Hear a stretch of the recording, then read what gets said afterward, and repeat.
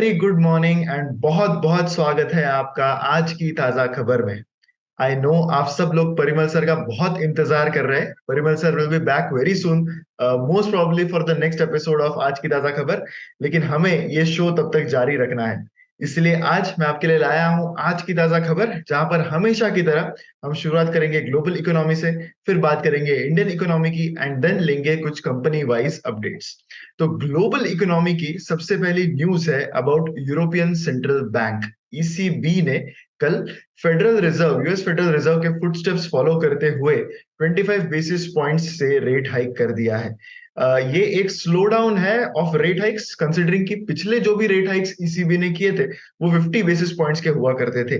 सो वहां से एक छोटा सा रेट हाइक है, यहाँ पर एक 25 बेसिस पॉइंट्स का रेट हाइक हुआ है। अगर हम यूरोजोन के इन्फ्लेशन का डेटा अगर हम देखें तो वहां पे थोड़ा सा राइज दिखा है in the last inflation numbers जो अप्रैल में आए थे, जहां पर 7% इन्फ्लेशन का नंबर वहां पर दिखा था।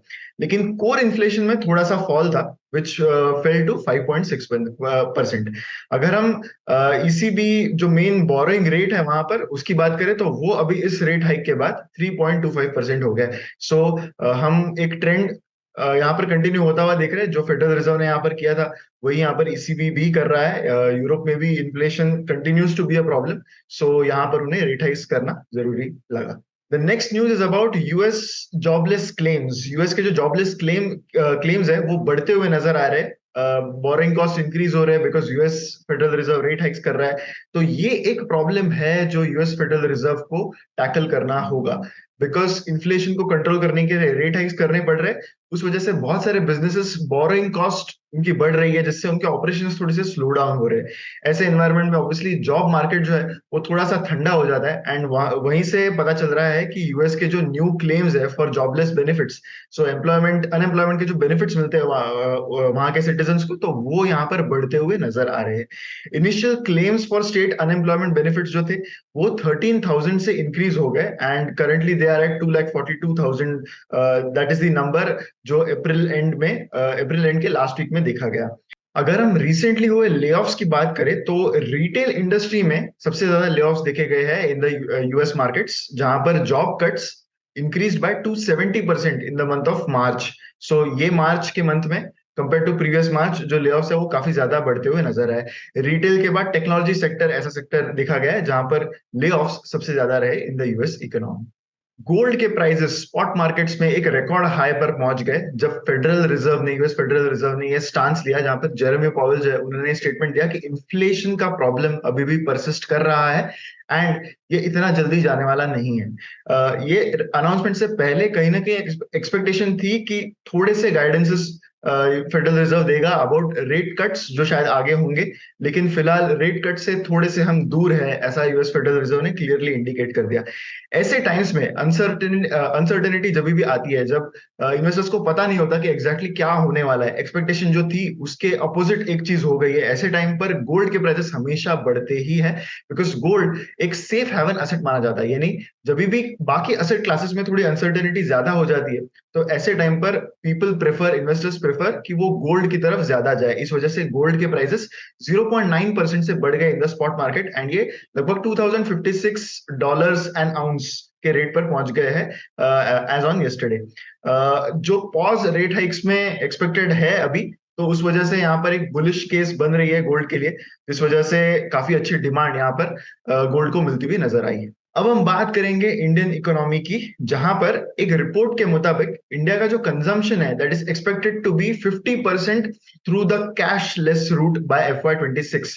यानी विद इन नेक्स्ट 2 और 3 इयर्स इंडिया का जो भी कंजम्पशन है, private consumption in terms of spending, ये सारी चीजें 50% in terms of value transactions cashless way में होंगी।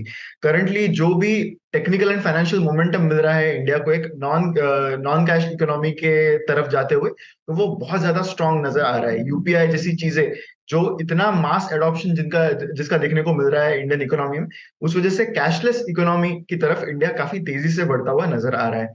ये ग्रोथ जो है वो और भी प्रोपेल होगी 260 टू 75% ऐसा माना जा रहा है ड्यू टू गवर्नमेंट्स इंसेंटिव्स जो उन्होंने कुछ नए प्लान्स लाए हैं like UPI 2.0, 123 light, credit on UPI, ये सारी चीजें जो है वो कैशलेस इकोनॉमी या फिर यूपीआई के अडॉप्शन की तरफ और भी बढ़ते जा रहे हैं। ऐसा एक्सपेक्टेड है कि नेक्स्ट 3 इयर्स में अप्रोक्सीमेटली 35 to 40 करोड़ इंडिया के कस्टमर्स जो है वो डिजिटल मीन्स ही यूज करेंगे to do the transactions as far as their consumption is concern.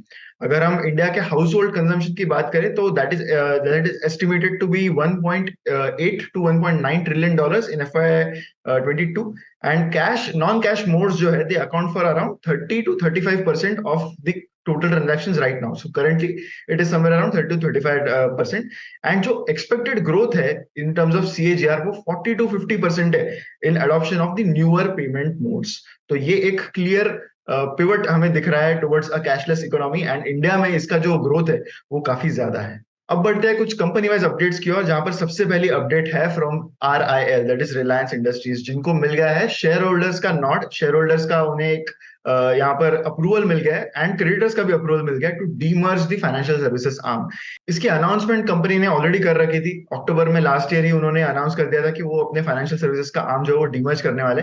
And practically speaking जो भी इस मीटिंग में हुआ that was just a mere formality. 99.9% votes जो है in favour of demerger company के जो मीटिंग थी उसमें मिले हैं। सो ऑब्वियसली सारे मैक्सिमम शेयर होल्डर्स ने यहाँ पर इसको एसेंट दिया है that they want this company to demerge, and उनका रीजनिंग यही है कि एक बार ये कंपनी एक इंडिपेंडेंट हो जाए तो it can get different set of investors, strategic partners नए आएंगे, लेंडर्स भी आएंगे, एंड एक वैल्यू अनलॉकिंग यहाँ पर एक पोटेंशियल है फॉर वैल्यू अनलॉकिंग। इस वजह से डीमर्जर के लिए जो सारे शेयर होल्डर्स एंड क्रेडिटर्स ने यहाँ पर अप्रूवल दे दिया है। नेक्स्ट हम बात करेंगे कुछ Q4 रिजल्ट्स की। टीवीएस मोटर्स ने Q4 का रिजल्ट डिक्लेयर किया है, जहां पर उनका नेट प्रॉफिट इंक्रीज हुआ है by 22% to 336 crore for Q4 of FY 23।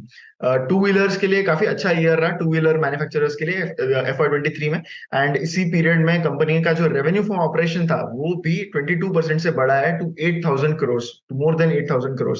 अगर हम नेट प्रॉफिट की बात करें फॉर FY 23 तो वो 1,300 करोड़ हो गया है from just 731 crore in FY 22। सो 79% का ग्रोथ नेट प्रॉफिट में टीवीएस मोटर्स ने यहाँ पर दिखाया है। अगर हम इलेक्ट्रिक व्हीकल्स के सेल्स की बात करें तो वो for this quarter ended March 2023 43,000 units थे, जबकि पिछले साल के मार्च क्वार्टर में सिर्फ 6,000 यूनिट्स बेचे थे टीवीएस मोटर्स ने। एंड अगर हम दिसंबर क्वार्टर से इसको कंपेयर करें तो दिसंबर क्वार्टर में 29,000 यूनिट्स टीवीएस मोटर्स ने बेचे थे। द नेक्स्ट रिजल्ट जिसकी हम बात करेंगे that is Tata power. Tata power के Q4 रिजल्ट्स का अनाउंस हो गया है, जिसमें उनका consolidated profit after tax has increased by 48.5% और ये हो गया है 940 करोड़। अगर हम सीक्वेंशियली इसको कंपेयर करें Q3 ऑफ FY 23 से कंपेयर करें तो थोड़ा सा परफॉर्मेंस यहाँ पर कम होता हुआ नजर आया, जहां उसके कंपैरिजन में अगर हम देखें तो प्रॉफिट जो है that is down by 10.77%। Q4 में जो पैट इंक्रीज हुआ है that is mainly because of strong performance in all their verticals, फिर चाहे पावर जनरेशन हो, पावर ट्रांसमिशन हो, डिस्ट्रीब्यूशन हो, even their new energy business that is also doing well. जो रिन्यूएबल्स का पोर्टफोलियो है कंपनी का that is also doing quite well. अगर हम एबिडा की बात करें तो इस क्वार्टर के लिए जो एबिडा है कंपनी का that is at 3,000 crore which is increased by 38% from 2,200 crore in the March 2022 quarter. And इसका मेन रीजन यही है कि जो अंडर रिकवरी है कंपनी की मुंद्रा प्लांट की वो कम हो गई है, यानी यूटिलाइजेशन बेटर हो गया है in the March 2023 quarter. Capacity additions भी कंपनी ने लास्ट 1 ईयर में काफी किए हैं, जो उनके रिन्यूएबल्स पोर्टफोलियो में अभी वहां से कंपनी को रेवेन्यू काफी अच्छा मिलने लगा है। नेक्स्ट रिजल्ट जिसकी हम बात करेंगे दैट इज हीरो मोटोकॉर्प, जिनका प्रॉफिट इंक्रीज हुआ है by 37% on a year on year basis, and ये बढ़ के हो गया है 859 करोड़। अगर हम रेवेन्यू ग्रोथ की बात करें तो वो 12% से इंक्रीज हुआ है विच इज क्वाइट गुड, क्योंकि हीरो मोटोकॉर्प ये company on a top line level बहुत ज्यादा ग्रो नहीं करी है in the last 5 to 10 years. So वो देखते हुए FY 23 में जो इंक्रीज है वो that is quite encouraging for hero MotoCorp. अगर हम एबिडा की भी बात करते हैं तो वो एबिडा का मार्जिन वाज 13%, एंड ये 190 बेसिस पॉइंट से इंप्रूव हुआ है और ऑन अ ईयर बेसिस। इसके मेन रीजन यही है कि कमोडिटी कॉस्ट FY 23 में थोड़े से लोअर रहे कंपनी के लिए, एंड कंपनी इस वजह से बेटर सेविंग्स कर पाया है एंड प्राइस इंक्रीजेस भी कंपनी ने काफी लिए थे, तो उस वजह से उनके मार्जिन जो है वो यहाँ पर बेटर होते हुए नजर आए। कंपनी ने ये भी कहा है कि they were able to drive margin expansion mainly through combination of pricing, savings and mix. So सारी चीजें के कॉम्बिनेशन की वजह से यहाँ पर मार्जिन थोड़ा सा बेटर होता हुआ नजर आया। कंपनी ने 35 रुपीज का डिविडेंड भी डिक्लेयर किया है, जो हीरो मोटोकॉर्प जैसी कंपनी हमेशा करती है, बिकॉज जब भी ग्रोथ के एवेन्यूज थोड़े से कम हो जाते हैं तो दीज कंपनीज ट्राई टू पे मोर डिविडेंड्स। एंड इसी के साथ कंपनी ने 35 रुपीज का डिविडेंड भी यहाँ पर डिक्लेयर किया है। जाइडस लाइफ साइंसेस को मिल गया है एक final approval from US FDA to manufacture a ulcer related drug. तो कंपनी ने रेगुलेटरी फाइलिंग में ये कहा है कि उनका जो ये ड्रग है that is to prevent ulcers in the intestines, and उसके लिए ये ड्रग का अप्रूवल उनको मिला है। एंड इसका मैन्युफैक्चरिंग जो है वो कंपनी के अहमदाबाद के एसईजेड यूनिट में होने वाला है। ये जो ये बेसिकली जो ड्रग है उसकी एनुअल सेल्स $84 मिलियन है यूनाइटेड स्टेट्स में, तो वहां पर ये इसका सेलिंग मेनली होने वाला है।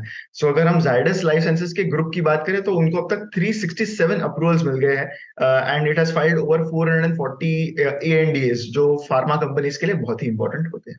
गो फर्स्ट के pilots are rushing to go to Air India's job drives. Go First ने वॉलंटरी इंसॉल्वेंसी प्रोसीडिंग्स फाइल कर दिए थे परसों विद द एनसीएलटी। तो इसके बाद कल ये देखा गया कि बहुत सारे पायलट्स जो थे गो फर्स्ट के, they are rushing to get jobs at other airline companies.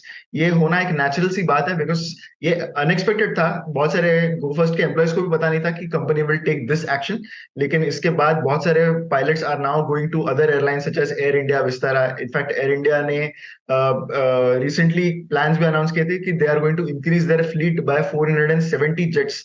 तो इसके लिए उनको लगभग 4200 का cabin crew and around 900 pilots की जरूरत पड़ने वाली। सो इस वजह से यहाँ पर एक काफी ज्यादा टर्नआउट देखने को मिला।